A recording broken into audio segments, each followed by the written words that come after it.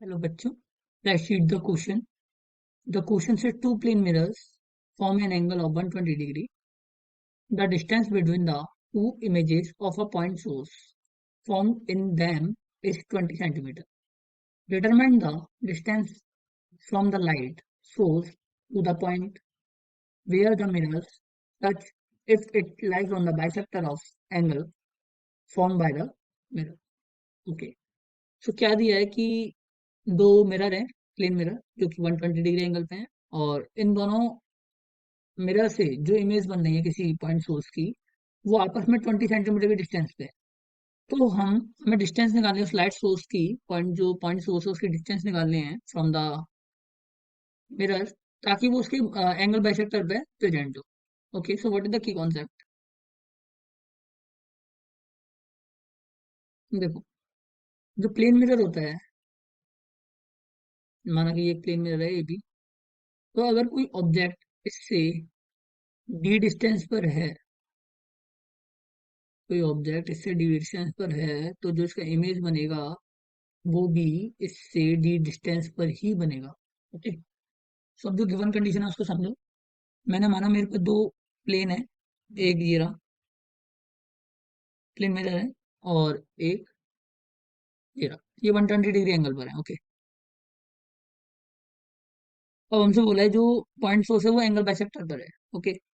सो कुछ इस तरीके से होगा, जिसका एंगल बाइसेक्टर होगा 60 डिग्री एंगल में बढ़ रहा होगा, और ये इसका पॉइंट सोर्स है ई. तो यहाँ से अगर हम इसका इमेज देखते तो वो इधर होगा. ओके.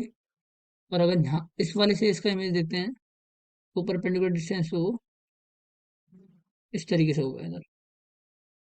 सॉरी. ओके. और ये दोनों आपस में, जो इमेज वन और इमेज टू है, ये दोनों आपस में 20 सेंटीमीटर के डिस्टेंस पर है. के डिस्टेंस पर है. I1 and I2 is eight 20 centimetre. और जिस पर परपेंडिकुलर आ रहा होगा ये वाला, इस पे परपेंडिकुलर होगा.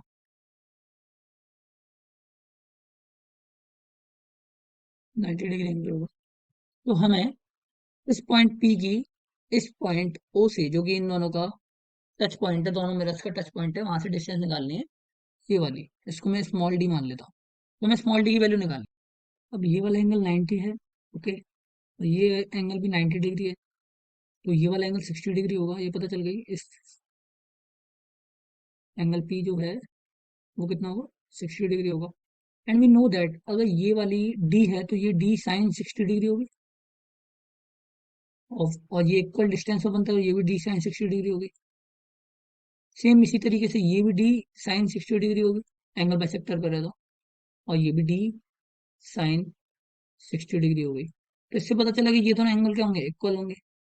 ओके. और एक 60 है, बाकी दो इक्वल है, तो ये दोनों भी 60 60 के ही होंगे. सो ओवरऑल हमारे पास ये आया कि ये हमारा एक ट्राइंगल है जिसमें तीनों एंगल 60 60 डिग्री के हैं. ये P है, ये I1 है, ये I2 है, ये भी 60 है, ये भी 60 है. ओके. और ये जो डिस्टेंस है ये 20 है. ये D साइन 60 का ट्वाइस हो गया, क्योंकि हमने इन दोनों को ऐड कर दिया, 2D साइन 60, और ये भी 2D साइन 60 है. यहाँ से हमें D की वैल्यू निकालनी है. तो we know that 2D sine 60 as equilateral triangle है, तो सारी लेंथ इक्वल होंगी. तो 20 हो गया. तो यहाँ से आगे D is equal to 10 upon sine 60. And we know that the value of sine 60 is √3/2.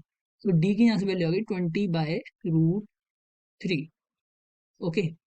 Centimetre में. सो ये आपका फाइनल आंसर है. Hope you will get it. Thank you.